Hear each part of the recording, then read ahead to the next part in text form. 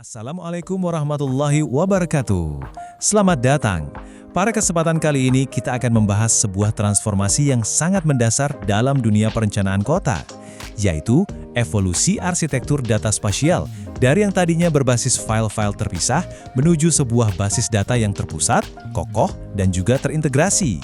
Baik, mari kita awali dengan sebuah pertanyaan. Coba Anda bayangkan sejenak, bagaimana jika seluruh data sebuah kota, kita bicara soal peta zonasi, sertifikat tanah, sampai izin bangunan, disimpan persis seperti tumpukan dokumen yang tidak teratur di sebuah gudang yang besar. Tentu akan jadi sangat sulit ya, bahkan mungkin mustahil untuk menemukan informasi yang kita butuhkan dengan cepat dan akurat. Nah, inilah sebenarnya inti masalah yang dihadapi oleh banyak sekali institusi sebelum mereka beralih ke arsitektur data yang lebih modern. Untuk memahami transformasi ini, kita akan melewati 6 bahasan utama. Pertama, kita lihat dulu awal mula peta digital dan kekacauan yang ada di baliknya. Lalu, kita bedah apa sih akar masalahnya, yaitu kelemahan arsitektur file tunggal. Nah, setelah itu baru kita bahas solusinya, basis data relasional. Kita juga akan pelajari logika kunci yang membuatnya bisa bekerja, aturan hubungan antar data, dan yang terakhir, kita akan lihat bagaimana ini semua mengubah peran seorang perencana kota. Mari kita mulai. Perjalanan kita dimulai dari sejarah awal digitalisasi peta. Dulu, kemunculan format yang namanya shapefile itu seperti sebuah revolusi.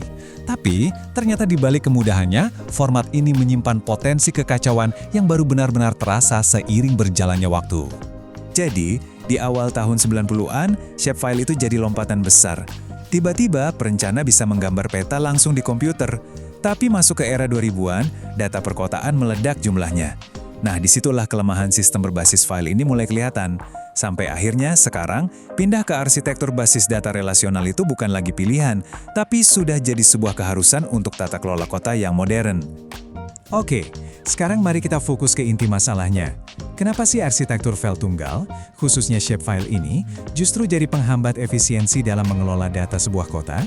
Setidaknya ada 3 kelemahan utama. Yang pertama, kerapuhan struktural. Jadi begini, satu shapefile itu sebetulnya bukan satu file, tapi terdiri dari beberapa file pendukung. Kalau pas kita copy-paste terus ada satu saja yang ketinggalan, ya udah, seluruh petanya rusak. Yang kedua, keterbatasan teknis. Nama kolom itu cuma boleh 10 karakter, makanya muncul singkatan aneh seperti KPDT_PD_24 yang kita harus terka-terka artinya kepadatan penduduk 2024. Repot kan? Dan yang ketiga, ini yang paling fatal, adalah masalah kolaborasi. Sistem ini mengunci file kalau ada satu orang yang buka, jadi lupakan saja yang namanya kerja barengan secara real time.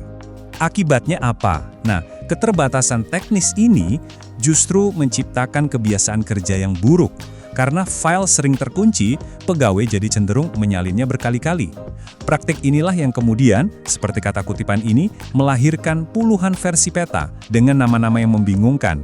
Prinsip kebenaran data tunggal atau single source of truth jadi hancur karena tidak ada yang tahu mana versi data yang paling baru. Menghadapi jalan buntu ini, muncullah solusi yang mengubah segalanya, arsitektur basis data relasional, atau yang dalam dunia spasial lebih kita kenal sebagai geodatabase. Dan ini bukan cuma format baru, ini adalah perubahan cara berpikir secara total. Gambar ini merangkum semuanya dengan sangat baik. Di sebelah kiri, kita lihat dunia lama yang berbasis file, sebuah jaringan data yang kacau, di mana setiap data itu seperti pulau terpencil, gampang rusak atau hilang. Tapi lihat yang di sebelah kanan, ini adalah paradigma baru, sebuah otak pusat, basis data terintegrasi yang bukan cuma menyimpan data, tapi juga mengelola, mengamankan, dan memastikan semua orang bekerja dari satu versi yang sama. Mari kita bandingkan lebih dalam. Dari sisi arsitektur, kita pindah dari sistem yang rentan ke sistem yang kokoh. Dari sisi kolaborasi, kita beralih dari yang tadinya harus kerja satu persatu, menjadi bisa kerja bersama-sama. Tapi, yang paling penting adalah integritas data. Sistem baru ini secara aktif mencegah kesalahan input, bukan cuma pasrah berharap tidak ada yang salah ketik. Dan terakhir soal keamanan, kita beralih dari yang tadinya pintu terbuka lebar menjadi sebuah benteng digital dengan keamanan berlapis. Nah, pertanyaannya sekarang, bagaimana sih basis data relasional ini bisa bekerja? Rahasianya ada pada sebuah logika pengikat yang membuat tabel-tabel data yang terpisah itu bisa saling bicara satu sama lain secara efisien. Elemen pertama namanya kunci utama atau primary key. Anggap saja ini seperti nomor identitas unik yang tidak mungkin ada duanya. Contoh paling gampang ya NIK kita, nomor induk kependudukan. Tidak ada dua orang yang punya NIK yang sama kan? Nah, di dunia pertanahan contohnya adalah nomor objek pajak atau NOP. Setiap bidang tanah punya NOP unik sebagai identitas tunggalnya. Lalu, bagaimana kita menghubungkan data dari tabel yang berbeda? Disinilah peran kunci tamu atau foreign key. Kunci tamu ini adalah sebuah kolom di satu tabel yang isinya itu merujuk ke nilai kunci utama di tabel yang lain. Fungsinya persis seperti jembatan penghubung. Coba kita ikuti alurnya di diagram ini ya. Perhatikan tabel bidang tanah di sebelah kanan. Di situ ada kolom NIK_pemilik dengan nilai 12345. Itu adalah kunci tamu. Sistem tidak menyimpan nama Budi Santoso di tabel ini karena itu akan menyebabkan duplikasi data. Sebaliknya, sistem mengambil NIK tersebut lalu seakan-akan melompat ke tabel penduduk di kiri, mencari baris dengan kunci utama yang cocok. Nah, dari sanalah ia menemukan semua informasi tentang Budi Santoso. Inilah inti dari efisiensi basis data relasional. Data cukup disimpan sekali di tempat yang tepat. Logika pengikat ini tidak berhenti di situ. Ada seperangkat aturan yang mengatur bagaimana hubungan antar tabel ini bisa terjadi. Aturan ini dikenal dengan konsep kardinalitas relasi, yang memastikan bahwa hubungan data mencerminkan logika di dunia nyata. Ada 3 jenis kardinalitas utama. Pertama, hubungan 1 ke 1. Ini aturan yang paling ketat. Contohnya, satu bangunan hanya boleh punya 1 IMB. Titik. Kedua, hubungan 1 ke banyak. Ini seperti hubungan hierarki.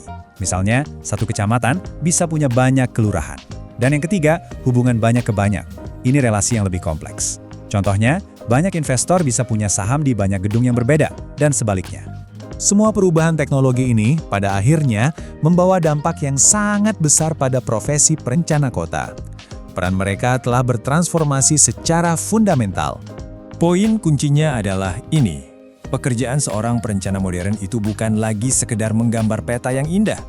Seperti yang disebutkan dalam kutipan ini, pekerjaan mereka telah berubah menjadi ilmu rekayasa basis data keuangan atau Spatial Database Engineering.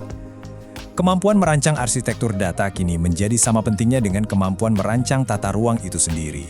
Pergeserannya sangat jelas kalau kita bandingkan langsung. Dulu, keahlian utama ada di tangan, fokusnya menggambar peta. Sekarang, keahlian utama ada di otak, yaitu merancang arsitektur data.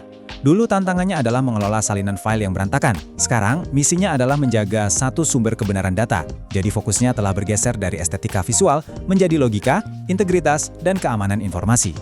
Nah, setelah melihat transformasi yang begitu mendasar ini, kita sampai pada sebuah pertanyaan penutup yang saya rasa penting untuk direnungkan. Dengan semua manfaat yang ditawarkan, pertanyaannya adalah, seberapa siap kota-kota di sekitar kita untuk benar-benar mengadopsi fondasi data ini demi mewujudkan masa depan yang lebih cerdas dan terkelola dengan baik? Demikian pemaparan kita mengenai evolusi arsitektur data spasial, sebuah perjalanan dari kekacauan file menuju keteraturan basis data.